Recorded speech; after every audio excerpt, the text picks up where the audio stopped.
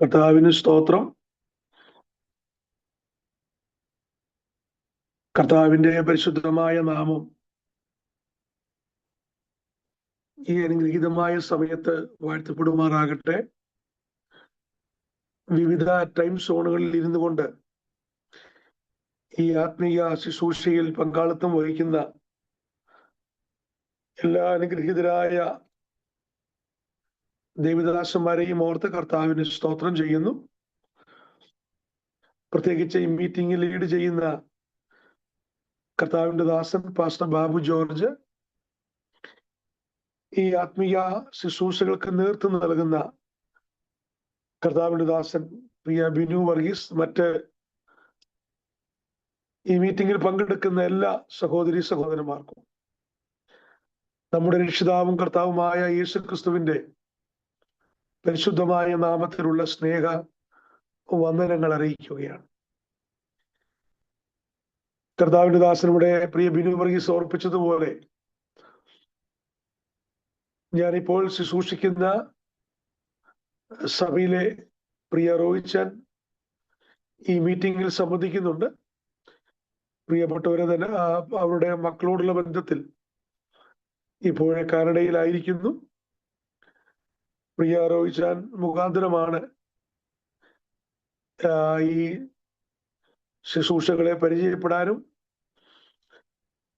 നിങ്ങളോടുകൂടെ ഇന്ന് ദൈവത്തിന്റെ വചനം പങ്കുവെക്കുവാനും അവസരമുണ്ടായത്. എല്ലാത്തിനും ഞാൻ ദൈവത്തിന് നന്ദി പറയുന്നു. ഈ മീറ്റിംഗിൽ പങ്കെടുക്കുന്ന ഭൂരിഭാഗം ആളുകളും USA-യിലും കാനഡയിലും ഉള്ളവരാണെന്നാണ് എൻ്റെ അറിവ്. നിങ്ങളോടുകൂടെ ഈ മീറ്റിംഗിൽ ഒരൽപ്പസമയം ചെലവഴിക്കാൻ, ഒന്നിച്ച് പ്രാർത്ഥിക്കാൻ, ദൈവത്തിന്റെ വചനം നിങ്ങളുമായിട്ട് പങ്കുവെക്കുവാൻ എനിക്ക് ലഭ്യമായ ഈ നല്ല അവസരങ്ങൾക്കായിട്ട് നന്ദിയുള്ള ഹൃദയത്തോടെ കർത്താവിന് സ്തോത്രം ചെയ്യുകയാണ്. കർത്താവിന്റെ ദാസൻ ഇവിടെ ഓർപ്പിച്ചതുപോലെ, ഇന്ത്യ പെന്തക്കോസ്ത് ദൈവസഭയോടുള്ള ബന്ധത്തിൽ ആ കർത്താവിന്റെ മഹത്വമുള്ള വേലയിലായിരിക്കാൻ ദൈവമായ കർത്താവ് ഞങ്ങൾക്ക് കുടുംബമായിട്ട് അവസരങ്ങൾ നൽകുന്നതിൽ ഞാൻ ദൈവത്തിന് സ്തോത്രം ചെയ്യും. കർത്താവിന്റെ ദാസൻ പ്രിയ ബിനു വർഗീസ് നേതൃത്വം നൽകുന്ന ഈ ശുശ്രൂഷകളെ അറിയാനും പ്രാർത്ഥിക്കാനും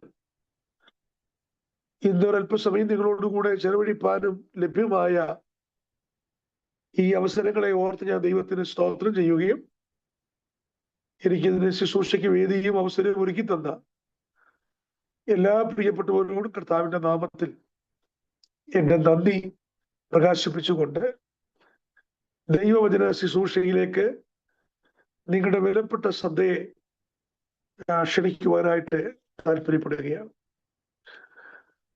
വെളിപ്പാട് പുസ്തകം 3-ാം അധ്യായം 7-8 വാക്യങ്ങളാണ് ദൈവവചന ശുശ്രൂഷയ്ക്ക് വേണ്ടി ഞാൻ തിരഞ്ഞെടുത്തിരിക്കുന്നത്. ആ വാക്യങ്ങൾ ഒന്ന് വായിച്ച് കേൾപ്പിക്കാനായിട്ട് താല്പര്യപ്പെടുന്നു. വെളിപ്പാട് പുസ്തകം 3-ാം അധ്യായം 7-8 വാക്യങ്ങൾ. ഫിലദൽഫിയയിലെ സഭയുടെ ദൂതൻ എഴുതുക: വിശുദ്ധനും സത്യവാനും ദാവീദിന്റെ താക്കോലും ഉള്ളവൻ, ആരും അടയ്ക്കാതെ വണ്ണം തുറക്കുകയും ആരും തുറക്കാതെ വണ്ണം അടയ്ക്കുകയും ചെയ്യുന്നവൻ അരുളി ചെയ്യുന്നത്, ഞാൻ നിന്റെ പ്രവൃത്തി അറിയുന്നു. ഇതാ, ഞാൻ നിന്റെ മുമ്പിൽ ഒരു വാതിൽ തുറന്നു വെച്ചിരിക്കുന്നു, അതാർക്കും അടച്ചുകൂടാ. 8-ാമത്തെ വാക്യം ഒന്നുകൂടെ നിങ്ങളുടെ ശ്രദ്ധയിലേക്ക് കൊണ്ടുവരട്ടെ. ഞാൻ നിന്റെ പ്രവൃത്തി അറിയുന്നു. ഇതാ, ഞാൻ നിന്റെ മുമ്പിൽ ഒരു വാതിൽ തുറന്നു വെച്ചിരിക്കുന്നു, അതാർക്കും അടച്ചുകൂടാ. ഈ വാക്യത്തെ പുരസ്കരിച്ചുകൊണ്ട് ദൈവവചനത്തിലെ ചില ആത്മീയ ചിന്തകൾ ദൈവമക്കളോട് പങ്കുവെക്കുവാനാണ് എനിക്ക് പരിശുദ്ധാത്മാവിൽ നിയോഗമുണ്ടായിരിക്കുന്നത്. വളരെ പരിചയമുള്ള ഒരു ഭാഗമാണ് നമ്മൾ ഇവിടെ വായിച്ച് കേട്ടത്. വിശുദ്ധ വേദപുസ്തകത്തിലെ പുതിയ നിയമത്തിലെ ഏക പ്രവചന പുസ്തകമാണല്ലോ വെളിപ്പാട് പുസ്തകം എന്ന് പറയുന്നത്. വെളിപ്പാട് പുസ്തകത്തെ നമ്മൾ ഒരു പഠന വിഷയമാക്കിയാൽ വെളിപ്പാട് പുസ്തകത്തെ മൂന്നായിട്ട് തരം തിരിച്ച് പഠിക്കാനായിട്ട് കഴിയുമെന്ന് ഈ പുസ്തകം തന്നെ നമ്മെ പഠിപ്പിക്കുന്നുണ്ട്. 1-ാം അധ്യായത്തിന്റെ 19-ാമത്തെ വാക്യത്തിൽ നമുക്കത് മനസ്സിലാക്കുവാനായിട്ട് കഴിയും. വെളിപ്പാട് പുസ്തകം 1:19 നമ്മൾ കാണുന്നു, നീ കണ്ടതും ഇപ്പോൾ ഉള്ളതും ഇനി സംഭവിപ്പാനിരിക്കുന്നതും. വെളിപ്പാട് പുസ്തകത്തെ ഈ നിലയിലാണ് നമ്മൾ മൂന്നായി തരംതിരിച്ച് പഠിക്കുന്നത്. 1, നീ കണ്ടത്. 2, ഇപ്പോൾ ഉള്ളത്. 3, ഇനി സംഭവിപ്പാൻ പോകുന്നത്. നീ കണ്ടത് എന്ന് പറയുമ്പോൾ വെളിപ്പാട് പുസ്തകം 1-ാം അധ്യായത്തിലെ പ്രതിപാദ്യ വിഷയമാണ്. പത്മോസിൽ കിടക്കുന്ന യോഹന്നാന് നമ്മുടെ വാഴ്ത്തപ്പെട്ട കർത്താവ് പ്രത്യക്ഷപ്പെടുന്ന ആ രംഗം, സപ്തമഹിമാ വിഭൂഷിതനായ യേശുക്രിസ്തുവിന്റെ ദർശനം പത്മോസിൽ വെച്ച് യോഹന്നാൻ മനസ്സിലാക്കുന്നു. യോഹന്നാൻ കർത്താവിനെ കാണുന്നു, ആ ദൈവിക ദർശനം അനുഭവിക്കുന്നു. അതാണ് നീ കണ്ടതെന്ന് അവിടെ രേഖപ്പെടുത്തിയിരിക്കുന്നത്. 2-ാമത്തെ ഭാഗം ഇപ്പോൾ ഉള്ളത്. അത് 2-3 അധ്യായങ്ങളിൽ രേഖപ്പെടുത്തിയിരിക്കുന്ന കാര്യങ്ങളാണ്. നമുക്കറിയാം, വെളിപ്പാട് പുസ്തകം 2-3 അധ്യായങ്ങളിൽ നാം പ്രധാനമായും കാണുന്നത് 7 സഭകൾക്കുള്ള ദൈവത്തിന്റെ ആലോചന. Ephesus, Smyrna, Pergamos, Thyatira, Sardis, Philadelphia, Laodicea. Asia മൈനറിൽ ആ കാലത്തുണ്ടായിരുന്ന ഈ 7 സഭകൾക്ക് സഭയുടെ നാഥനായ കർത്താവ് ദൂത് കൊടുക്കുന്ന ഭാഗമാണ് 2-3 അധ്യായത്തിൽ. അതാണ് ഇപ്പോൾ ഉള്ളതെന്ന് രേഖപ്പെടുത്തിയിരിക്കുന്നത്. വെളിപ്പാട് പുസ്തകത്തിന്റെ 3-ാമത്തെ ഭാഗം ഇനി സംഭവിപ്പാൻ പോകുന്നത്. നമുക്കെല്ലാവർക്കും അറിയാം, 4 മുതൽ തുടർന്നുള്ള അധ്യായങ്ങളാണ് ഇനിയും മേലാൽ സംഭവിപ്പാനുള്ളതെന്ന് പറഞ്ഞ് രേഖപ്പെടുത്തിയിരിക്കുന്ന കാര്യങ്ങൾ. ഇങ്ങനെ വെളിപ്പാട് പുസ്തകത്തെ നാം 3ആയി തരംതിരിച്ചു പഠിക്കുമ്പോൾ അതിലെ 2-ാമത്തെ ഭാഗം ഇപ്പോൾ ഉള്ളത്. ഇപ്പോൾ ഉള്ളതെന്ന് പറഞ്ഞ് 7 സഭകൾക്ക് സഭയുടെ നാഥനായ കർത്താവ് ദൂത് കൈമാറുകയാണ്. അങ്ങനെ ദൂത് കൈമാറുന്ന കൂട്ടത്തിൽ 6-ാമത്തെ സഭയായ ഫിലദൽഫിയ സഭയോടുള്ള ഒരു ദൈവത്തിന്റെ ആലോചനയാണ് ഞാൻ നിങ്ങളെ വായിച്ച് കേൾപ്പിച്ച വാക്യം. വെളിപ്പാട് പുസ്തകം 3-ാം അധ്യായത്തിന്റെ 8-ാമത്തെ വാക്യം. ഞാൻ നിന്റെ മുമ്പിൽ ഒരു വാതിൽ തുറന്നു വെച്ചിരിക്കുന്നു, അതാർക്കും അടച്ചുകൂടാ. ദൈവത്തിന് സ്തോത്രം. ദൈവം നമ്മുടെ മുമ്പിൽ തുറന്നു വെച്ചിരിക്കുന്ന വാതിലുകൾ. യെശയ്യാവിന്റെ പുസ്തകം 22-ാം അധ്യായത്തിന്റെ 22-ാമത്തെ വാക്യം വായിച്ചാൽ, ഞാൻ ദാവീദ് ഗൃഹത്തിന്റെ താക്കോൽ അവന്റെ തോളിൽ വയ്ക്കും, അവൻ തുറന്നാൽ ആരും അടയ്ക്കയില്ല, അവൻ അടച്ചാൽ ആരും തുറക്കുകയില്ല. ഈ വാക്യങ്ങളൊക്കെ നമുക്ക് വളരെയധികം പരിചയമുള്ളതാണ്. ദൈവം അടച്ചാൽ ആർക്കും തുറക്കാൻ കഴിയില്ല, ദൈവം തുറന്നാൽ ആർക്കും അടയ്ക്കാൻ കഴിയില്ല. ദൈവമക്കളായ നമ്മുടെ ജീവിതത്തിൽ സ്വർഗത്തിലെ ദൈവം നമുക്ക് വേണ്ടി തുറക്കുന്ന വിവിധ വാതിലുകൾ, വിവിധ വഴികൾ. പലപ്പോഴും വഴി അടഞ്ഞു പോകുന്നു എന്ന് തോന്നുന്ന സന്ദർഭത്തിൽ നാം വളരെ പ്രതീക്ഷയോടെ കാത്തിരിക്കുന്ന പല വിഷയത്തിന്റെയും മുമ്പിൽ നമ്മുടെ മുമ്പിൽ അടയപ്പെട്ട പല വഴികളും പല വാതിലുകളും സ്വർഗത്തിലെ ദൈവം നമുക്ക് വേണ്ടി തുറന്നു തരുന്നു എന്ന് ഈ ദൈവദിന ശുശ്രൂഷയുടെ ആരംഭത്തിൽ തന്നെ ഞാൻ ദൈവമക്കളെ ഓർപ്പിക്കാനായിട്ട് താല്പര്യപ്പെടുകയാണ്. ദൈവം നമുക്ക് വേണ്ടി തുറക്കുന്ന അനുഗ്രഹീതമായ വാതിലുകൾ. ദൈവത്തിന് സ്തോത്രം. ദൈവം വഴി തുറന്നാൽ, ദൈവം വാതിൽ തുറന്നാൽ അതിനെ അടയ്ക്കുവാൻ ആർക്കും കഴിയുകയില്ല. ഇന്ന് രാത്രി ദൈവത്തിന്റെ വചനം ശ്രദ്ധിക്കുന്ന ദൈവമക്കളോട് എനിക്ക് ആരംഭത്തിൽ തന്നെ ഓർപ്പിക്കാനുള്ളൊരു ദൈവിക സന്ദേശം. സ്വർഗത്തിലെ ദൈവം നമുക്ക് വേണ്ടി ഒരു വഴി തുറക്കാൻ തീരുമാനിച്ചാൽ, ദൈവം നമുക്ക് വേണ്ടി ഒരു വാതിൽ തുറക്കുവാൻ തീരുമാനിച്ചാൽ, ദൈവം തുറക്കാൻ തുടങ്ങുന്ന വഴികളെ അടയ്ക്കാൻ, അത് നമ്മുടെ തലമുറയോടുള്ള ബന്ധത്തിലോ ദൈവസഭയോടുള്ള ബന്ധത്തിലോ കുടുംബത്തോടുള്ള ബന്ധത്തിലോ നിരന്തരം നമ്മൾ ദൈവസന്നിധിയിൽ പ്രാർത്ഥിക്കുന്ന ഒട്ടനവധി പ്രാർത്ഥനാ വിഷയത്തോടുള്ള ബന്ധത്തിൽ ദൈവം നമുക്ക് വേണ്ടി തുറക്കുന്ന ഒരു വഴിയും ഒരു വാതിലും അടയ്ക്കാൻ ലോകത്തിലെ ഒരു മനുഷ്യനും കഴിയുകയില്ല. ആർക്കും അടയ്ക്കാൻ കഴിയാതെ വണ്ണം തുറക്കാൻ കഴിവുള്ള ഒരു ദൈവത്തെയാണ് ഞാനും നിങ്ങൾ സേവിക്കുന്നത്. അതുകൊണ്ട് മനസ്സിന്റെ ഭാരങ്ങൾ മാറട്ടെ, മനസ്സിന്റെ വേദനകൾ നീങ്ങട്ടെ.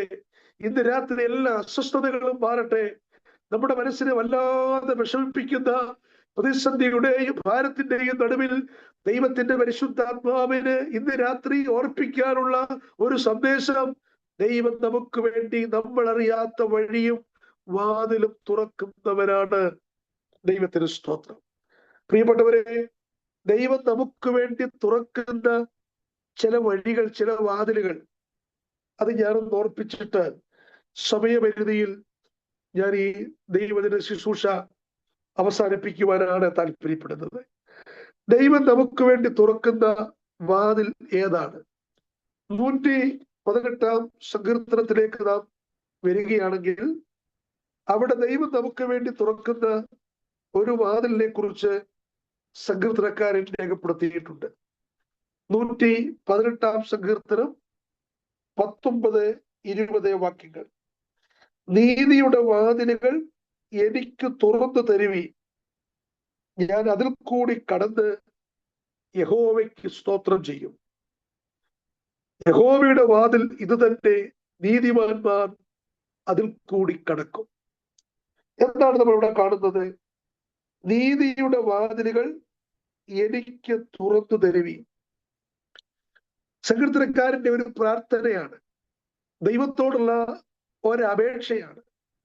നീതിയുടെ വാതിൽ എനിക്ക് വേണ്ടി തുറന്നു തരിക.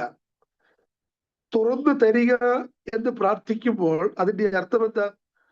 ആ പ്രാർത്ഥിക്കുന്ന സമയത്ത് ഈ വാതിൽ അടഞ്ഞിരിക്കുകയാണ്. പഴയ നിയമത്തിലെ ഭക്തനായ ദാവീദ് തന്റെ ഈ പ്രാർത്ഥനയിൽ നീതിയുടെ വാതിൽ എനിക്ക് വേണ്ടി തുറന്നു തരുവി എന്ന് ദൈവത്തോട് ആവശ്യപ്പെടുന്നു. അർത്ഥാൽ ഈ വാതിൽ, നീതിയുടെ വാതിൽ അടഞ്ഞിരിക്കുന്നു എന്നല്ലേ നമ്മൾ അതിൽ നിന്ന് മനസ്സിലാക്കേണ്ടത്. ഈ വാതിൽ അടച്ചു കളഞ്ഞതാരാണ്? അത് മനസ്സിലാകണമെങ്കിൽ നമ്മുടെ ശ്രദ്ധയെ ഉൽപ്പത്തി പുസ്തകത്തിലേക്ക് കൊണ്ടുപോകേണ്ടതായിട്ടുണ്ട്. ഉൽപ്പത്തി പുസ്തകം ആരംഭ അധ്യായങ്ങളിൽ 3-ാമത്തെ അധ്യായത്തിൽ അവിടെ യഹോവയായ ദൈവം ആദാമിനോടും ഹവ്വയോടും സംസർഗം പുലർത്തി ദൈവസാന്നിധ്യം അനുഭവിച്ച് മുന്നോട്ട് പോകുന്ന ആ നിഷ്പാപ യുഗത്തിൽ പാപം മനുഷ്യനിൽ പ്രവേശിക്കുന്നതായും അങ്ങനെ പാപം ചെയ്ത മനുഷ്യൻ ദൈവ തേജസ് നഷ്ടപ്പെടുത്തിയതായും നമ്മൾ ആ ഭാഗത്ത് വായിക്കുന്നുണ്ട്. പാപം ചെയ്ത് ദൈവ തേജസ് നഷ്ടപ്പെടുത്തിയ മനുഷ്യനെ യഹോവയായ ദൈവം തോട്ടത്തിൽ നിന്നും പുറത്താക്കി കളഞ്ഞു എന്ന് ഉൽപ്പത്തി പുസ്തകം 3-ാം അധ്യായത്തിൽ നമ്മൾ കാണുന്നു. അങ്ങനെ ദൈവം മനുഷ്യനെ തോട്ടത്തിൽ നിന്ന് പുറത്താക്കിയിട്ട് അവിടെ അതിന് 24-ാമത്തെ വാക്യത്തിൽ, 3-ാം അധ്യായത്തിൽ 24-ാമത്തെ വാക്യം ശ്രദ്ധിക്കൂ. ഇങ്ങനെ അവൻ മനുഷ്യനെ ഇറക്കിക്കളഞ്ഞു, ജീവന്റെ വൃക്ഷത്തിലേക്കുള്ള വഴി കാപ്പാൻ അവൻ ഏത് തോട്ടത്തിന് കിഴക്ക് കെരൂബുകളെ തിരിഞ്ഞുകൊണ്ടിരിക്കുന്ന വാളിന്റെ ജ്വാലയുമായിട്ട് നിർത്തി.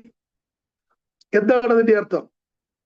ദൈവസാന്നിധ്യം അനുഭവിച്ച മനുഷ്യൻ പാപം ചെയ്ത് ദൈവകൃപയിൽ അകന്നു പോയപ്പോൾ യഹോവയായ ദൈവം ഏദൻ തോട്ടത്തിൽ നിന്ന് പുറത്താക്കി ആ വാതിൽക്കൽ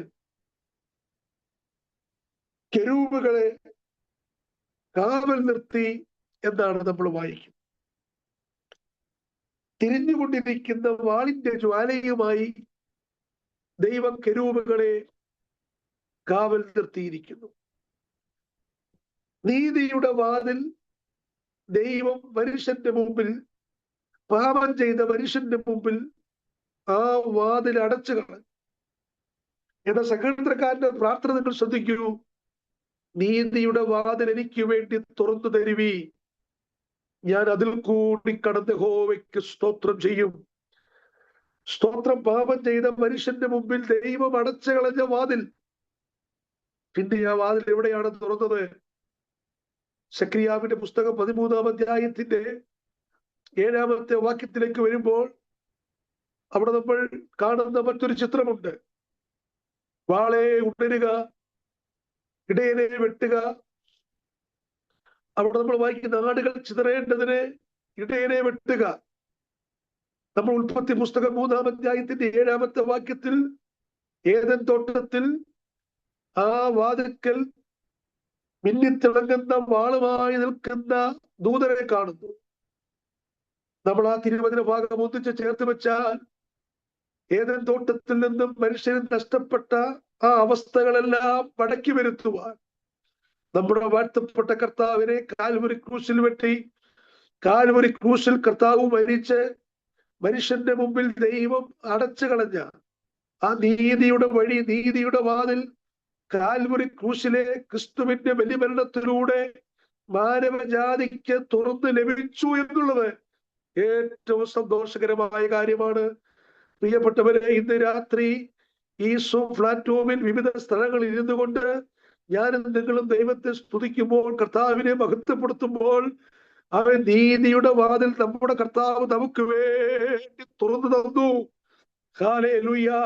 കാലാകാലങ്ങളായി ആ വാതിലൂടെ അകത്ത് കയറുവാൻ ഭാഗ്യം ലഭിച്ചവരാണ് എന്നെ ശ്രദ്ധിക്കുന്ന എല്ലാ ദൈവമക്കളും.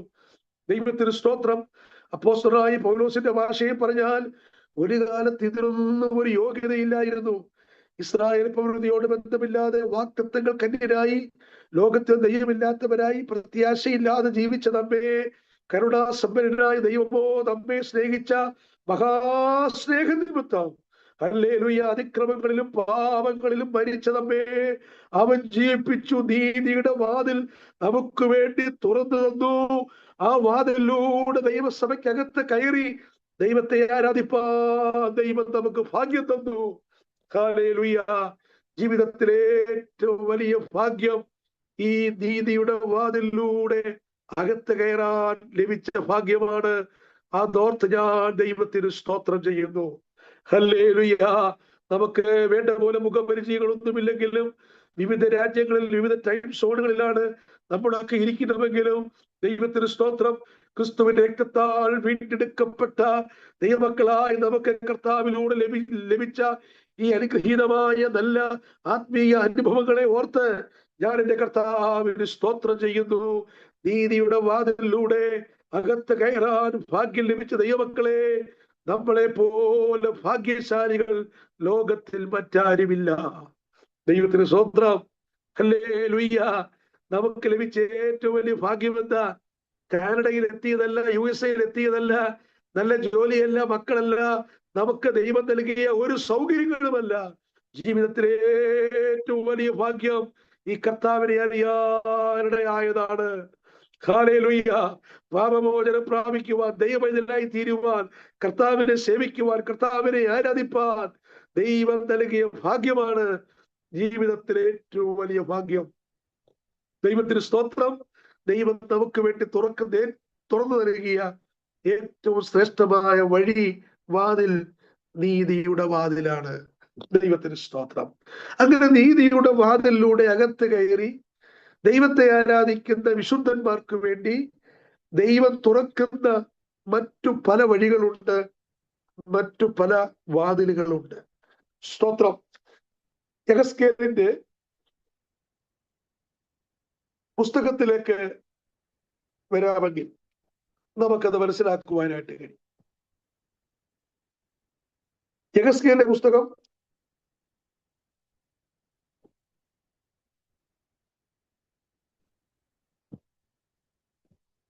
1-ാം അധ്യായത്തിന്റെ 1-ാമത്തെ വാക്യത്തില് നമുക്ക് വളരെ പരിചയമുള്ള ഒരു വേദഭാഗമാണ്.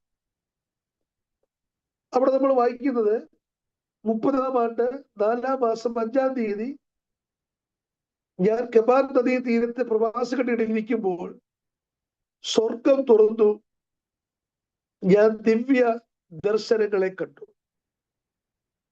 ദൈവം നമുക്ക് വേണ്ടി തുറക്കുന്ന മറ്റൊരു ശ്രേഷ്ഠകരമായ അനുഭവം.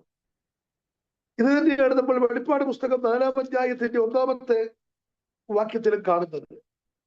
അതൊക്കെ നമുക്ക് വളരെ പരിചയമുള്ള ഭാഗമാണല്ലോ. അനന്തരം സ്വർഗത്തിൽ ഒരു വാതിൽ തുറന്നിരിക്കുന്നത് ഞാൻ കണ്ടു. സ്വർഗത്തിൽ ഒരു വാതിൽ തുറന്നിരിക്കുന്നു. യോഹന്നാൻ പത്മോസിൽ കടന്നുകൊണ്ട് കാണുന്ന ദർശനം, യോഹന്നാന് വേണ്ടി ദൈവം ഒരു വാതിൽ തുറന്നു വെച്ചിരിക്കുന്നു. നോക്കുക, യെഹെസ്കേൽ 1:1 നമ്മൾ അങ്ങനെയാണ് കാണുന്നത്. സ്വർഗം തുറന്നു, ഞാൻ ദിവ്യ ദർശനങ്ങളെ കണ്ടു. പ്രവാസികളുടെ കൂട്ടത്തിൽ പ്രവാസ ജീവിതത്തിലായിരിക്കുന്ന യെഹെസ്കേലിന് വേണ്ടി ദൈവം ഒരു വഴി തുറക്കുന്നു, ഒരു വാതിൽ തുറക്കുന്നു. നമ്മൾ ഈ ഭാഗത്ത് സ്വർഗം തുറന്നു, ഞാൻ ദിവ്യ ദർശനങ്ങളെ കണ്ടു എന്നാണല്ലോ കാണുന്നത്. യെഹെസ്കേലിന്റെ പുസ്തകം പഠിച്ചാൽ വിവിധ ദൈവിക ദർശനങ്ങളെ കുറിച്ച് നമുക്ക് ഈ പുസ്തകത്തിൽ കാണുവാനായിട്ട് കഴിയുന്നുണ്ട്. എല്ലാ ഭാഗത്തേക്കും നിങ്ങളുടെ ശ്രദ്ധ കൊണ്ടുപോകാനായിട്ട് ഈ രാത്രി താല്പര്യപ്പെടുന്നില്ല. അതിന്റെ 37-ാം അധ്യായം നമുക്ക് വളരെ പരിചയമുള്ളതാണ്. ദൈവത്തിന് സ്തോത്രം. യെഹെസ്കേലിന് വേണ്ടി ദൈവം തുറക്കുന്ന ഒരു ശ്രേഷ്ഠകരമായ അനുഭവം. യെഹെസ്കേൽ 1-ാം അധ്യായത്തിൽ 1-ാമത്തെ വാക്യത്തിൽ ഞാൻ ദിവ്യ ദർശനങ്ങളെ കണ്ടു എന്നാണല്ലോ കാണുന്നത്. യെഹെസ്കേൽ കണ്ട ദർശനം എന്താണ്? പല ദർശനങ്ങൾ യെഹെസ്കേൽ കണ്ടിട്ടുണ്ടെങ്കിലും വളരെ പ്രാധാന്യമർഹിക്കുന്ന ഒരു ദർശനം 37-ാം അധ്യായത്തിൽ നമ്മൾ കാണുന്നുണ്ട്. വേദപുസ്തകം അറിയാവുന്നവരാണ് എന്റെ മുമ്പിൽ ഇരിക്കുന്ന എല്ലാ ദൈവമക്കളും. അതുകൊണ്ട് സവിസ്തരമായിട്ട് ആ കാര്യങ്ങൾ, എല്ലാ വാക്യങ്ങളും എടുത്ത് വായിപ്പിച്ച് വ്യാഖ്യാനിക്കുവാനായിട്ട് ഞാൻ താല്പര്യപ്പെടുന്നില്ല. നോക്കുക, ആ 37-ാം അധ്യായത്തിലേക്ക് നാം വരുമ്പോൾ യെഹെസ്കേലിനെ ദൈവത്തിന്റെ പരിശുദ്ധാത്മാവ് ഒരു താഴ്വരയുടെ നടുവിൽ നിർത്തി, ആ താഴ്വര അസ്ഥികൾ കൊണ്ട് നിറഞ്ഞിരുന്നു എന്ന് നമ്മൾ കാണുന്നു. അസ്ഥികൾ കൊണ്ട് നിറഞ്ഞ ഒരു താഴ്വരയുടെ നടുവിൽ ദൈവം യെഹെസ്കേലിനെ കൊണ്ടു നിർത്തി. ആ അസ്ഥികൾ അത് വളരെ വലുതായിരുന്നെന്നും വളരെ കൂടുതലായിരുന്നെന്നും ഒക്കെ നമുക്ക് ആ ഭാഗം പഠിക്കുമ്പോൾ മനസ്സിലാക്കുവാനായിട്ട് കഴിയും. അങ്ങനെ ആ അസ്ഥിയുടെ താഴ്വരയിൽ നിൽക്കുന്ന പ്രവാചകരോട് ദൈവം ചോദിക്കുന്ന ഒരു ചോദ്യമുണ്ട്. 37-ാം അധ്യായം 3-ാം വാക്യം. അവൻ എന്നോട്, മനുഷ്യപുത്ര, ഈ അസ്ഥികൾ ജീവിക്കുമോ എന്ന് ചോദിച്ചു. ദൈവത്തിന്റെ ചോദ്യം, ഈ അസ്ഥികൾക്ക് എന്തെങ്കിലും ഒരു വ്യത്യാസം ഉണ്ടാകുമോ? ഈ അസ്ഥികൾക്ക് എന്തെങ്കിലും ഒരു മാറ്റം ഉണ്ടാകുമോ? പ്രവാചകൻ നോക്കിയിട്ട് ഒരു സാധ്യതയും കാണുന്നില്ല. പ്രവാചകന്റെ മാനുഷികമായ നോട്ടത്തിൽ ഈ അസ്ഥികൾക്ക് ജീവൻ വരുമെന്നോ, ജീവൻ തുടിക്കുമെന്നോ, ഈ അസ്ഥികൾക്കൊരു വ്യത്യാസം ഉണ്ടാകുമെന്നോ ഒന്നും പ്രവാചകന് മനസ്സിലാക്കുവാനായിട്ട് കഴിയുന്നില്ല. പ്രവാചകൻ ദൈവത്തോട് പറയുന്നു, കർത്താവേ നീ അറിയുന്നു. എന്താ അതിന്റെ അർത്ഥം? കർത്താവേ നീ അറിയുന്നു എന്ന് പറഞ്ഞാൽ, കർത്താവേ ഞാൻ എന്റെ മാനുഷിക ദൃഷ്ടിയിൽ നോക്കിയിട്ട് ഇതിനൊരു മാറ്റം വരുമെന്ന് എനിക്ക് തോന്നുന്നില്ല. ഈ ഉണങ്ങിയിരിക്കുന്ന, ഏറ്റവും ഉണങ്ങി താഴ്വരയിൽ കിടക്കുന്ന ഈ അസ്ഥികൾ ഒരു കാലത്ത് ജീവൻ ഉണ്ടായിരുന്നതാണ്, ജീവൻ തുടിച്ചതാണ്. എന്നാൽ ഇന്ന് ആ സ്ഥിതിക്കെല്ലാം മാറ്റം ഉണ്ടായി. ഉണങ്ങി താഴ്വരയിൽ കൂടിക്കിടക്കുന്ന അസ്ഥികൾക്ക് എന്തെങ്കിലും ഒരു വ്യത്യാസം ഉണ്ടാകുമോ? മാനുഷികമായ നിലയിൽ യെഹെസ്കേൽ പ്രവാചകൻ നോക്കിയിട്ട് ഒരു മാറ്റവും കാണുന്നില്ല. എന്നാൽ പ്രവാചകൻ പറയുന്നത്, കർത്താവേ നീ അറിയുന്നു എന്ന് പറഞ്ഞാൽ, കർത്താവേ ഈ അസ്ഥികൾക്ക് എന്തെങ്കിലും ഒരു വ്യത്യാസം വരുത്താൻ നിനക്ക് മാത്രമേ കഴിയത്തുള്ളൂ. ദൈവത്തിന് സ്തോത്രം. ദൈവത്തിന്റെ പൈതലേ, പലപ്പോഴും നമ്മുടെ ജീവിതത്തില് പല കാര്യങ്ങളുടെയും മധ്യത്തിൽ സ്തോത്രം അതിനൊരു വ്യത്യാസം വരുത്താൻ ഉണങ്ങിയിരിക്കുന്ന അവസ്ഥകൾക്ക്, ഉണങ്ങി ശുഷ്കിച്ച് ഉണങ്ങിപ്പോയ ജീവൻ തുടിക്കാത്ത അനുഭവങ്ങളിൽ നിന്നൊരു വ്യത്യാസം ഉണ്ടാകാൻ, ഒരു മാറ്റം ഉണ്ടാകാൻ സ്വർഗത്തിലെ ദൈവം തീരുമാനിച്ചാൽ മാത്രമേ നടക്കുകയുള്ളൂ. നമ്മുടെ ബുദ്ധി കൊണ്ടോ യുക്തി കൊണ്ടോ കഴിഞ്ഞകാല പരിചയം കൊണ്ടോ ഒന്നും നാം എത്ര ചിന്തിച്ചാലും ആലോചിച്ചാലും നടക്കാത്ത പല കാര്യങ്ങളും ഉണങ്ങിപ്പോയി എന്ന്, തീർന്നു പോയെന്നും, അവസാനിച്ചെന്നും, ഇനിയും ജീവൻ തുടിക്കുന്ന ഒരു അനുഭവത്തിലേക്ക് മടങ്ങി വരികയില്ലെന്നൊക്കെ നമ്മുടെ ബുദ്ധി ഒരു 100 വട്ടം നമ്മളോട് പറഞ്ഞാലും ഇന്ന് രാത്രി പരിശുദ്ധാത്മാവിന് നമ്മളോട് പറയാനുള്ള സന്ദേശം, ദൈവത്തിന് ആ അവസ്ഥകൾക്ക് വ്യത്യാസം വരുത്താൻ കഴിയും. ദൈവത്തിന് സ്തോത്രം. ഇന്ന് ഈ സൂം പ്ലാറ്റ്ഫോമിൽ ദൈവത്തിന്റെ വചനം കേൾക്കുന്ന ദൈവവൈതലേ, നമ്മുടെ ജീവിതത്തിന്റെ ശുഷ്കിച്ച ഉണങ്ങിയിരിക്കുന്ന നാളുകളായി നാം ഒരു വിടുതലിന് വേണ്ടി പ്രാർത്ഥിക്കുന്ന വിഷയത്തിന്റെ മുമ്പിൽ ഇതുവരെ മറുപടിയില്ലാതെ ആ വിഷയത്തെ നോക്കി ഇനിയും ആ വിഷയത്തിന് മറുപടി കിട്ടാൻ ഒരു സാധ്യതയില്ലെന്ന് നമ്മുടെ ബുദ്ധി 1000 വട്ടം നമ്മളോട് പറഞ്ഞാലും, ഇന്ന് രാത്രി ദൈവത്തിന്റെ പരിശുദ്ധാത്മാവിന് പറയാനുള്ള സന്ദേശം, ദൈവത്തിന് സകലതും കഴിയും. ദൈവത്തിന് സ്തോത്രം. നോക്കൂ, ആ 37-ാം അധ്യായം നമുക്ക് വളരെ പരിചയമുള്ളതാണല്ലോ. പ്രവാചകരോട് ദൈവം പറയുന്നു, പ്രവാചക അസ്ഥികളെ നോക്കി പ്രവചിക്കേ. ഉണങ്ങിയ അസ്ഥികളെ നോക്കി ആമേൻ ആത്മനിയോഗത്തോടെ പ്രവചിക്കേ. പ്രവാചകൻ പ്രവചിക്കാൻ തുടങ്ങി. കുറച്ചു കഴിഞ്ഞപ്പോൾ അസ്ഥികൾക്ക് വ്യത്യാസമുണ്ടായി. ദൈവം മെല്ലെ മെല്ലെ പ്രവർത്തിക്കാൻ തുടങ്ങി. ഉണങ്ങിയെന്ന് നമ്മൾ ചിന്തിച്ച, ജീവൻ തുടിക്കാൻ സാധ്യതയില്ലെന്ന് നമ്മൾ കരുതി എഴുതി തള്ളിക്കളഞ്ഞ ആ അസ്ഥികൾക്ക് ആ മെല്ലെ ജീവൻ തുടിക്കുന്ന അനുഭവത്തിലേക്ക് ദൈവം മടക്കി വരുത്തി. ഇന്ന് രാത്രി ദൈവവചനം കേൾക്കുന്ന ദൈവത്തിന്റെ പൈതലേ, ഞാനും നിങ്ങളും ഭാരപ്പെടുന്ന ചില വിഷയത്തിന്റെ മുമ്പിൽ ഇനി ഒരു സാധ്യതയും ഇല്ലെന്ന് നമുക്ക് തോന്നുമെങ്കിലും ദൈവത്തിന് ഇന്ന് രാത്രി നമ്മളോട് സംസാരിക്കാനുള്ള സന്ദേശം അതാണ്. ദൈവത്തിന് സ്തോത്രം. എഴുതി തള്ളിക്കളഞ്ഞ പല കേസുകളും പല കാര്യങ്ങളും ജീവൻ തുടിക്കുന്ന അനുഭവത്തിലേക്ക് മടക്കി വരുത്താൻ ദൈവത്തിന് കഴിയും. ദൈവത്തിന് സ്തോത്രം. ഹല്ലേലൂയ. നമ്മൾ ഈ ഭാഗം പഠിക്കുമ്പോൾ ആരാണ് ഈ അസ്ഥികൾ? ഈ അസ്ഥികൾ ആരാണ്? പ്രവാചകൻ പ്രവചിക്കുന്നത്, അല്ലെങ്കിൽ ദൈവത്തിന്റെ ആത്മാ പ്രവാചകനോട് പറയുന്നത്, മനുഷ്യപുത്ര, ഈ അസ്ഥികൾ ഇസ്രായേൽ ഗൃഹമാകുന്നു. ഞങ്ങൾ മുടിഞ്ഞുപോയി, ഞങ്ങൾ തീർന്നുപോയി, ഞങ്ങൾ അവസാനിച്ചു പോയി. ഇനിയും ഞങ്ങൾക്ക് ജീവൻ തുടിക്കുന്ന രൂപത്തിലേക്ക് മടങ്ങി വരാൻ ഒരു സാധ്യതയും ഇല്ലെന്ന് അവര് പറയുന്നു. അക്ഷരികമായി അവരിപ്പോൾ അനുഭവിക്കുന്ന അവസ്ഥ അതാണ്. പ്രവാസ ജീവിതമാണ്. പണ്ടത്തെ പോലെ പാടാനോ പ്രാർത്ഥിക്കാനോ ആരാധിക്കാനോ കൂട്ടായ്മ ആചരിക്കാനോ കഴിയാത്ത അവസ്ഥയിൽ ഉണങ്ങിയിരിക്കുന്ന ഇസ്രായേൽ ജനത്തെ നോക്കി പ്രവാചകൻ ആത്മനിയോഗത്തോടെ പറയുന്നു, ഇതിനെല്ലാം ഒരു മാറ്റം വരുത്തും. ദൈവത്തിന് സ്തോത്രം. അവൻ പുതിയ നിയമ ഇസ്രായേലാകുന്ന നമ്മുടെ ജീവിതത്തിലും അവൻ നമ്മൾ പലപ്പോഴും ചിന്തിക്കുന്ന പല മേഖലകളിലും അങ്ങനെ നമുക്ക് വേണ്ടി ദൈവം പ്രവർത്തിക്കുമെന്ന കാര്യം നമ്മൾ ആരും പറഞ്ഞു കളയരുത്. ദൈവത്തിന് സ്തോത്രം. ദൈവം നമുക്ക് വേണ്ടി വഴി തുറക്കുന്നവനാണ്. ദൈവം നമുക്ക് വേണ്ടി വാതിൽ തുറക്കുന്നവനാണ്. ദൈവത്തിന് സ്തോത്രം. ദൈവം നമുക്ക് വേണ്ടി തുറക്കുന്ന വിശാലമായ വഴികളെ കുറിച്ചും വാതിലുകളെ കുറിച്ചും നമുക്ക് വേദപുസ്തകത്തിൽ കാണുവാനായിട്ട് കഴിയുന്നുണ്ട്. ഒരു വേദഭാഗത്തു കൂടെ പുതിയ നിയമത്തിലേക്ക് നിങ്ങളുടെ ശ്രദ്ധയെ ഒന്ന് കൊണ്ടുവരുവാനായിട്ട് ഞാൻ താല്പര്യപ്പെടുകയാണ്. നമുക്ക് എല്ലാവർക്കും വളരെ പരിചയമുള്ള പ്രവൃത്തിയുടെ പുസ്തകത്തിലേക്ക് വരാമോ? പ്രവൃത്തിയുടെ പുസ്തകം 12-ാം അധ്യായം, 12-ാം അധ്യായത്തിന്റെ 10-ാമത്തെ വാക്യം നോക്കൂ. നമ്മൾ എന്താണ് അവിടെ കാണുന്നത്? അവർ 1-ാം കാവലും 2-ാമത്തതും കടന്നു പട്ടണത്തിൽ ചെല്ലുന്ന ഇരുമ്പ് വാതിക്കലെത്തി. അത് അവർക്ക് സ്വതവേ തുറന്നു. അവർ പുറത്തിറങ്ങി ഒരു തെരുവ് കടന്നു. ആ വായിച്ച വാക്യത്തിന്റെ പശ്ചാത്തലമെല്ലാം നമുക്ക് നന്നായിട്ട് അറിയാം. 10ാമത്തെ വാക്യത്തിൽ പട്ടണത്തിൽ ചെല്ലുന്ന ഇരുമ്പ് വാതിക്കലെത്തി അതവർക്ക് സ്വതവേ തുറന്നു. ദൈവം തന്റെ ജനത്തിന് വേണ്ടി തുറന്നു കൊടുക്കുന്ന ഒരു വാതിൽ. നമുക്ക് ആ പശ്ചാത്തലം നന്നായിട്ട് അറിയാം. പത്രോസിനെ പിടിച്ച് തടവിലാക്കി ഹെരോദാവ് യാക്കോബിനെ വാളുകൊണ്ട് കൊന്നു.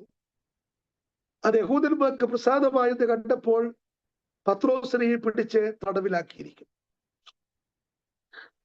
കഴിഞ്ഞ ദിവസം യാക്കോബ് കിടന്ന അതേ ജയിലിൽ ഇന്ന് പത്രോസ് കിടക്കുകയാണ്. നോക്കൂ, യാക്കോബിനെ വാളുകൊണ്ട് കൊന്നു, എന്ന പത്രോസിനെ ദൈവം വിടുവിക്കുന്നു. അവിടെ നിന്ന് എനിക്ക് ചെറിയ സന്ദേശം ദൈവമക്കളോട് പറയാനുണ്ട്. ആ ദൈവത്തിന്റെ ഒരു പദ്ധതിയുടെ ഭാഗം. പത്രോസ് യാക്കോബ് കിടന്ന ജയിലിൽ ഇന്ന് പത്രോസ് കിടക്കുന്നു. യാക്കോബിനെ അവർ വാളുകൊണ്ട് കൊന്നു. പത്രോസിനെ പിടിച്ച് ജയിലിൽ ഇട്ടിരിക്കുന്നത് യാക്കോബിന് ഇന്നലെ സംഭവിച്ച കാര്യം ഇന്ന് പത്രോസിന് സംഭവിക്കും. ജനമെല്ലാം വളരെ ഭയപ്പെട്ട് 1ാം നൂറ്റാണ്ടിലെ ദൈവസഭ വലിയ പ്രതികൂലത്തിന് നടുവിലായിരിക്കുന്നു. ഇന്നലെ യാക്കോബ് കൊല്ലപ്പെട്ടു. ഇന്ന് പത്രോസും കൊല്ലപ്പെടും. അതിനുള്ള എല്ലാ സാധ്യതകളും ഉണ്ട്. ദൈവജനത്തിന് വേണ്ടി പറയാൻ, അവർക്ക് വേണ്ടി വക്കാലത്ത് പിടിക്കാൻ, വാദിക്കാൻ, അവരുടെ കാര്യം പറയാൻ അവർക്ക് ആൾസ്വാധീനമില്ല, രാഷ്ട്രീയ ബന്ധമില്ല, അവർക്ക് വേണ്ട പണമില്ല. ലോകപ്രകാരമുള്ള ഒരു സാധ്യതകളും ഇല്ലാത്ത ദൈവജനത്തിന് വേണ്ടി ദൈവം ഒരു വഴി തുറക്കുന്നതാണ് നമ്മൾ അവിടെ കാണുന്നത്. ഹല്ലേലൂയ. നോക്കൂ, പത്രോസ് ഒരിക്കലും പുറത്തു വരില്ല. മാനുഷികമായി നമ്മൾ എങ്ങനെ ചിന്തിച്ചാലും പത്രോസ് ഒരു നിലയിലും പുറത്തു വരാൻ ഒരു സാധ്യതയുമില്ല. ഒരു സാധ്യതയും കാണാത്തിടത്ത് ദൈവം ഒരുക്കുന്ന ചില വഴികൾ. ദൈവത്തിന് സ്തോത്രം. പത്രോസ് കിടക്കുന്ന ആ ഉള്ളറയിൽ ദൈവം തന്റെ ദൂതനെ പറഞ്ഞു വിടുകയാണ്. ദൈവമക്കളെ, ദൈവം നമുക്ക് വേണ്ടി ഒരുക്കുന്ന ചില വഴികൾ, നമുക്ക് വേണ്ടി ചിലപ്പോൾ ദൈവം തന്റെ ദൂതനെ അയക്കുന്നു എന്നുള്ളത് ഒത്തിരി സന്തോഷം നൽകുന്ന കാര്യമാണ്. മറ്റാർക്കും വന്ന് നമ്മെ സഹായിക്കാൻ കഴിയാത്ത ചില മേഖലകളിൽ സ്വർഗത്തിലെ ദൈവം തന്റെ ദൂതനെ അയക്കുന്നു. ഇന്ന് രാത്രി എത്ര പേര് ആ ദൂത് വിശ്വസിക്കുന്നു? എത്ര പേര് ആ ദൂതിന് മുമ്പിൽ ആമേൻ പറയുന്നു? ലോകപ്രകാരം മാനുഷിക നിലയിൽ ആരും ഇറങ്ങി വന്ന് നമ്മെ സഹായിക്കാൻ കഴിയാത്ത ചില മേഖലകളിൽ സ്വർഗത്തിലെ ദൈവം നമുക്ക് വേണ്ടി ദൂതനെ അയക്കും. അത് അന്നല്ല, ഇന്നും ദൈവത്തിനത് ചെയ്യാൻ കഴിയും. പ്രസംഗിക്കുന്ന എനിക്ക് വേണ്ടി, കേൾക്കുന്ന നിങ്ങൾക്ക് വേണ്ടി, നമ്മുടെ തലമുറയുടെ ചില വിഷയത്തിനു വേണ്ടി ദൈവത്തിന് സ്തോത്രം. നമ്മൾ ചിന്തിച്ച എല്ലാ വഴികളും അടഞ്ഞു. ഉള്ളറയിൽ കിടക്കുന്ന പത്രോസ് ഒരു സാധ്യതയും പുറത്തു വരാൻ ഒരു സാധ്യതയും കാണുന്നില്ല എന്നതുപോലെ ഒരു സാധ്യതയും ഇല്ലാത്ത ചില മേഖലകളിൽ ദൈവം നമുക്ക് വേണ്ടി വഴി തുറക്കും. ഇവിടെ ഇരുമ്പുവാതിൽ സ്വതവേ അവരുടെ മുമ്പിൽ തുറന്നു. ആർക്ക് തുറക്കാൻ പറ്റാത്ത വാതിലാണ്. ആരെയും കൊണ്ട് തുറക്കാൻ കഴിയാത്ത ഇരുമ്പ് വാതിൽ, വലിയ വാതിൽ.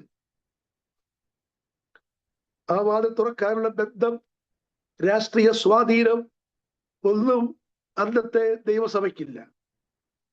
എന്താ, സ്വർഗത്തിലെ ദൈവം അവർക്ക് വേണ്ടി വഴിയും വാതിലും തുറക്കുന്നു.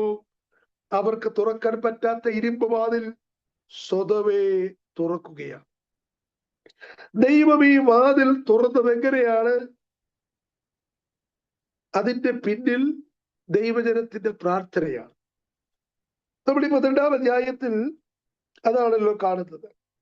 അതിന്റെ 5ാമത്തെ വാക്യം, ഇങ്ങനെ പത്രോസിനെ തടവിൽ സൂക്ഷിച്ചു വരുമ്പോൾ സഭ ശ്രദ്ധയോടെ അവന് വേണ്ടി ദൈവത്തോട് പ്രാർത്ഥന കഴിച്ചു.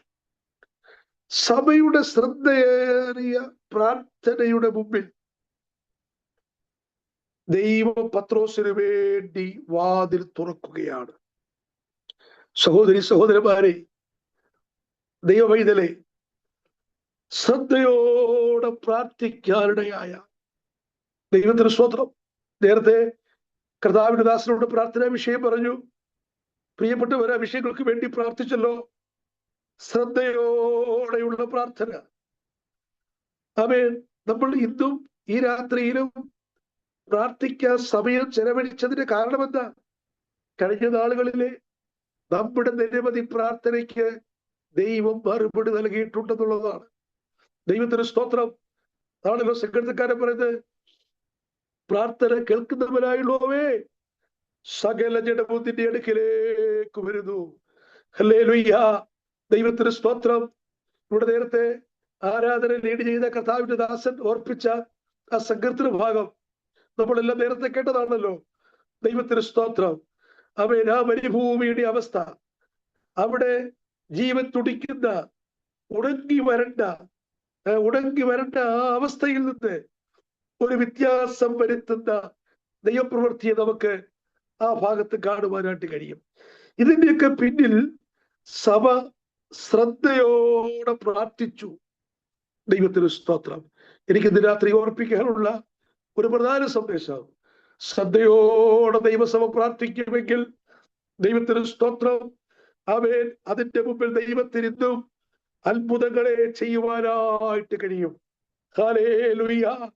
ഒരുമനപ്പെട്ട് ദൈവസഭ ദൈവസന്നിധിയിൽ കൂടി വന്നവർക്കെല്ലാം ഒരേ ചിന്ത, ഒരേ അഭിപ്രായം, അവരെല്ലാവർക്കും ഒരേ ആഗ്രഹം. തടവിൽ കിടക്കുന്ന പത്രോസ് വിടുവിക്കപ്പെടണം. സഭ ഒരുമനപ്പെട്ട് ശ്രദ്ധയോടെ പ്രാർത്ഥിക്കാൻ തുടങ്ങി. സഭ പ്രാർത്ഥിക്കാൻ തുടങ്ങിയപ്പോൾ ദൈവം മെല്ലെ മെല്ലെ മെല്ലെ പ്രവർത്തിക്കാൻ തുടങ്ങി. ഇന്ന് രാത്രി എനിക്ക് ദൈവമക്കളോട് പറയാനുള്ള ഒരു സന്ദേശം അതാണ്. നാം പ്രാർത്ഥിക്കാൻ തുടങ്ങിയാൽ ദൈവം നമുക്ക് വേണ്ടി പ്രവർത്തിക്കാൻ തുടങ്ങും. ഹല്ലേലൂയ. ലോകരാജ്യങ്ങൾ ഇപ്പോഴത്തെ സ്ഥിതി നമ്മളെല്ലാം വീക്ഷിക്കുന്നവരാണ്. മിഡിൽ ഈസ്റ്റിലുള്ള കാര്യങ്ങളൊക്കെ നമുക്ക് നന്നായിട്ടറിയാം. നമ്മുടെ പല പ്രിയപ്പെട്ടവരും പല സഹോദരങ്ങളും ഉപജീവന മാർഗത്തിന് വേണ്ടി അവിടെയെല്ലാം ചിതറിപ്പാർക്കുന്നു. ഞാനിപ്പോൾ ശുശ്രൂഷിക്കുന്ന സഭയിലെ ഒത്തിരി ആളുകൾ മിഡിൽ ഈസ്റ്റിൽ പലയിടങ്ങളിലും ചിതറിപ്പാർക്കുന്നു. ഞങ്ങളുടെ പല സഹോദരങ്ങളും വലിയ പ്രതിസന്ധിയുടെ നടുവിലാണ്. പലരുടെയും ജോലി നഷ്ടപ്പെടുന്ന ഒരു പ്രത്യേക സാഹചര്യത്തിലൂടെ കടന്നു പോകുന്നു. കമ്പനി പലരോടും പറയുന്നു, തൽക്കാലം ലീവ് എടുത്ത് വെക്കേഷന് ഭവനത്തിലേക്ക് നാട്ടിലേക്ക് പോകാൻ ശ്രമിക്കുക. നോക്കുക, ഒരു അനിശ്ചിതത്വം നമ്മൾ എവിടെയും കാണുന്നുണ്ട്. അതിന്റെ നടുവിൽ എല്ലാ വഴികളും അടഞ്ഞെന്ന് നമുക്ക് തോന്നുമ്പോൾ, എല്ലാ വാതിലും നമ്മുടെ മുമ്പിൽ അടഞ്ഞെന്ന് നമ്മൾ ചിന്തിക്കുമ്പോൾ, പ്രാർത്ഥിക്കുന്ന ദൈവമല്ലോ, ദൈവത്തിന്റെ പരിശുദ്ധാത്മാവിന് രാത്രി പറയാനുള്ള ഒരു സന്ദേശം ഇതാണ്: നാം പ്രാർത്ഥിക്കാൻ തുടങ്ങിയാൽ ദൈവം നമുക്ക് വേണ്ടി പ്രവർത്തിക്കാൻ തുടങ്ങും. തലമുറയുടെ വിഷയത്തിൽ, കുടുംബത്തിന്റെ വിഷയത്തിൽ, സഭയുടെ കാര്യങ്ങളിൽ, മിനിസ്ട്രിയുടെ വിഷയത്തിൽ വല്ലാതെ ഭാരപ്പെട്ട ചില വഴികളും വാതിലും നമ്മുടെ മുമ്പിൽ അടഞ്ഞു പോയെന്നൊക്കെ ചിന്തിക്കുന്ന വേളകളിൽ പ്രാർത്ഥിക്കുന്നവർക്ക് വേണ്ടിയും ദൈവം വഴി തുറക്കുന്നവരാണ്. ഹല്ലേലൂയ. ദൈവത്തിന് സ്തോത്രം. കഴിഞ്ഞ 28 വർഷത്തെ ആത്മീയ ശുശ്രൂഷയിൽ നിന്ന് ഞാനത് മനസ്സിലാക്കിയ സത്യമാണ്. എത്രയോ പ്രാവശ്യം സ്വർഗത്തിലെ ദൈവം അങ്ങനെ എനിക്ക് വേണ്ടി വഴി തുറന്നു നൽകിയിട്ടുണ്ട്. ഞാൻ പ്രതീക്ഷിക്കാത്ത, ഞാൻ ഒരിക്കലും ചിന്തിക്കാത്ത, ഞാൻ ഒരിക്കലും സ്വപ്നം കാണാത്ത, സ്തോത്രം, എന്റെ ബുദ്ധി കൊണ്ടോ യുക്തി കൊണ്ടോ ഒരിക്കൽ പോലും എനിക്ക് ചിന്തിക്കാൻ കഴിയാത്ത എത്രയോ വാതിലുകൾ, വഴികൾ ദൈവം എനിക്ക് വേണ്ടി എന്റെ ശുശ്രൂഷയോടുള്ള ബന്ധത്തിൽ തുറന്നു നൽകിയത് ഞാൻ ഇന്ന് രാത്രി നന്ദിയോടെ ഓർക്കുന്നു. ഞാൻ പറഞ്ഞു വരുന്നൊരു താല്പര്യം, പ്രാർത്ഥിക്കുന്നവർക്ക് വേണ്ടി എന്തും സ്വർഗത്തിലെ ദൈവം വഴി തുറക്കുന്നവരാണ്. ഹല്ലേലൂയ. പ്രാർത്ഥിക്കുക, വീണ്ടും പ്രാർത്ഥിക്കുക, വീണ്ടും പ്രാർത്ഥിക്കുക. പ്രാർത്ഥന ഒരിക്കലും അവസാനിക്കരുത്. ദൈവത്തിന് സ്തോത്രം. ഹല്ലേലൂയ. അനുഗ്രഹീതനായ സുവിശേഷ പ്രസംഗനായിരുന്നല്ലോ ബില്ലി ഗ്രഹാം. ലോകമറിയപ്പെടുന്ന ബില്ലി ഗ്രഹാമിനോട് ഒരിക്കലും ഒരു പത്രപ്രവർത്തകൻ ചോദിച്ചു, സാറേ, നിങ്ങളുടെ ജീവിതത്തിന്റെ വിജയത്തിന്, നിങ്ങൾ ജീവിതത്തിൽ വിജയിക്കാനുള്ള 3 കാരണം പറയാമോ? പത്രപ്രവർത്തകന്റെ ചോദ്യം അതാണ്, സാർ, താങ്കൾ ജീവിതത്തിൽ വിജയിച്ചതിന്റെ 3 കാരണം. പത്രപ്രവർത്തകന്റെ ചോദ്യത്തിന് ബില്ലി ഗ്രഹാം പറഞ്ഞ മറുപടി കേൾക്കണോ? 1, പ്രാർത്ഥന. 2, പ്രാർത്ഥന. 3, പ്രാർത്ഥന. സ്തോത്രം. ഹല്ലേലൂയ. പത്രപ്രവർത്തകൻ 3 ചോദ്യങ്ങളാണ് ചോദിച്ചത്.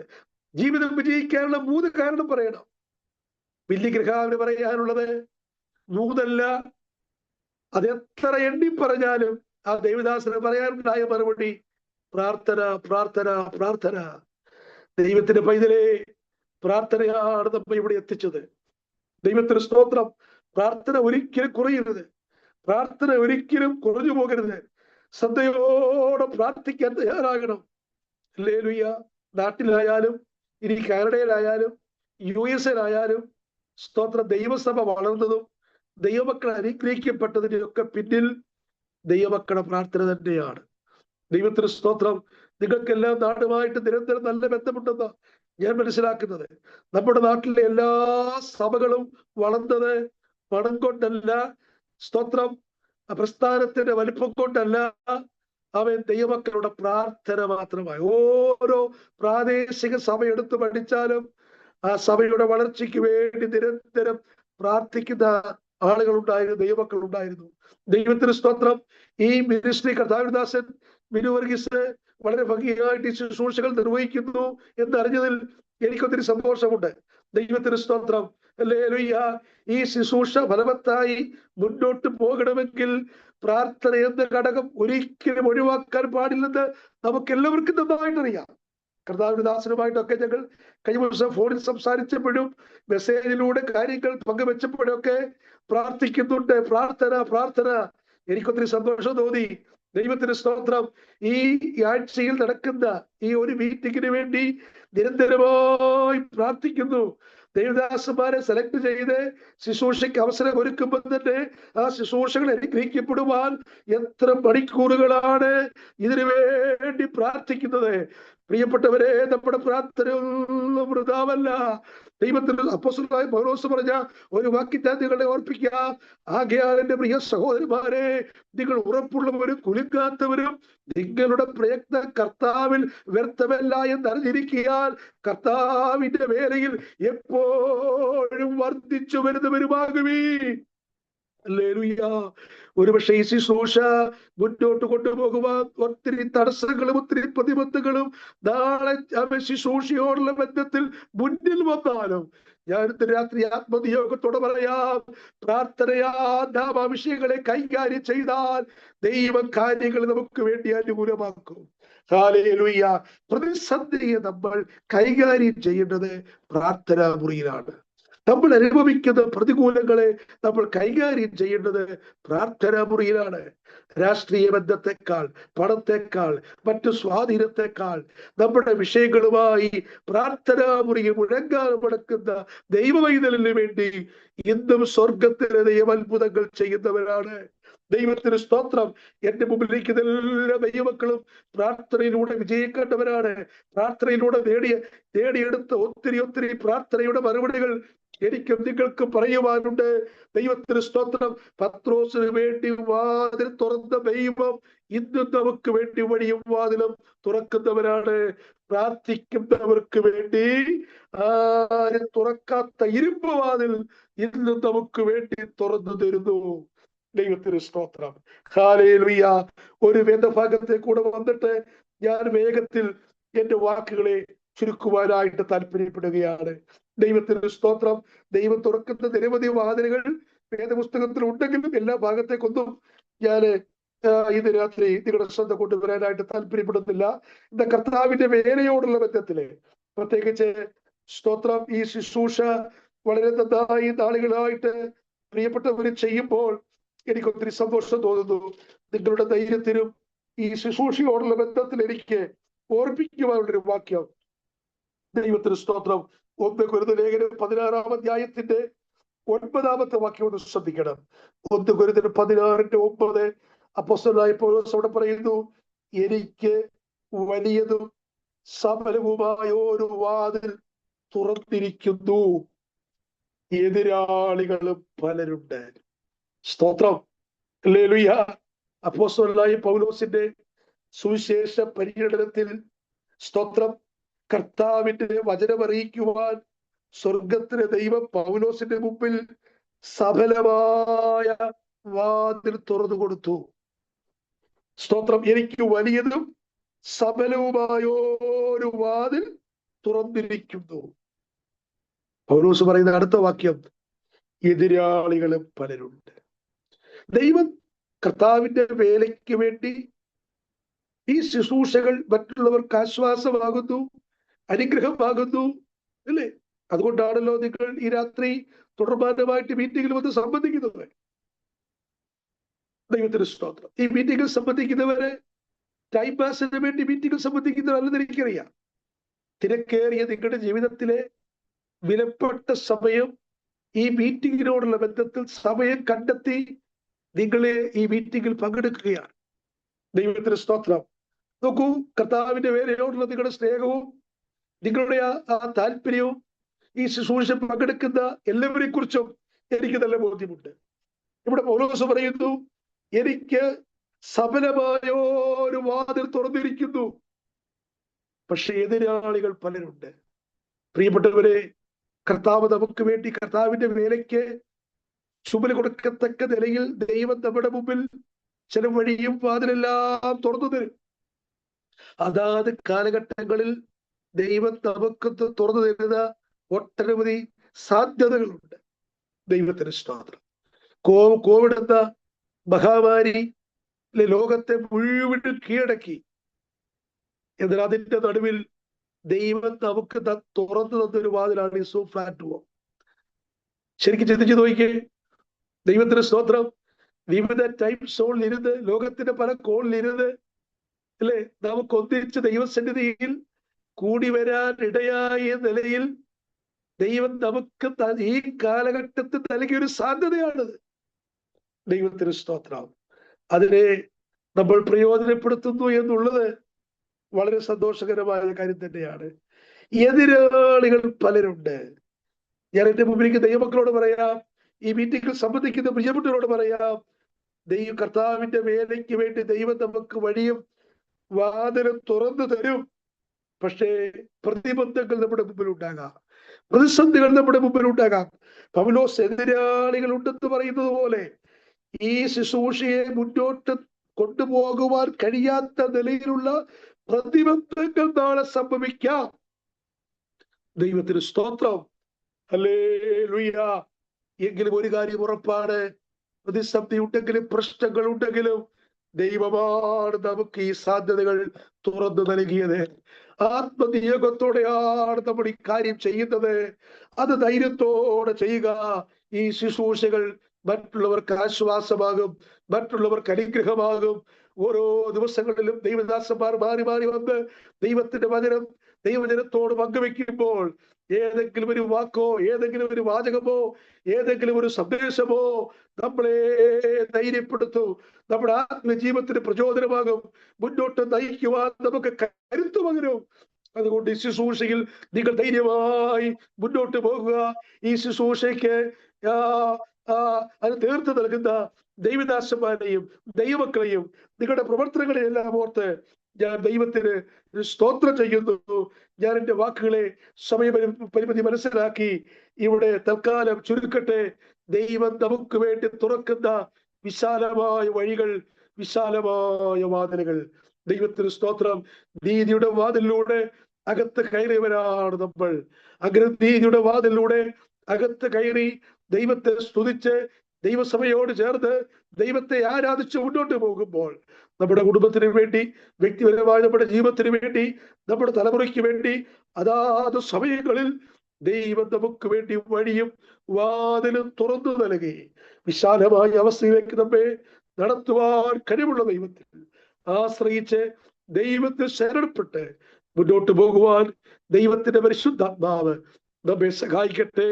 ഇന്ന് രാത്രി വചനം കേട്ട പ്രിയപ്പെട്ടവരെ, ഏതെങ്കിലും ഒരു വഴി, ഏതെങ്കിലും ഒരു വാതിൽ എന്റെ മുമ്പിൽ അടഞ്ഞിരിക്കുന്നതാണ് നിങ്ങൾക്ക് ഇന്ന് തോന്നുന്നതെങ്കിൽ, ഇന്ന് രാത്രി ആത്മനിയോഗത്തോടെ ഞാൻ നിങ്ങളോട് പറയാം, ദൈവം നമുക്ക് വേണ്ടി വഴി തുറക്കുന്നവരാണ്.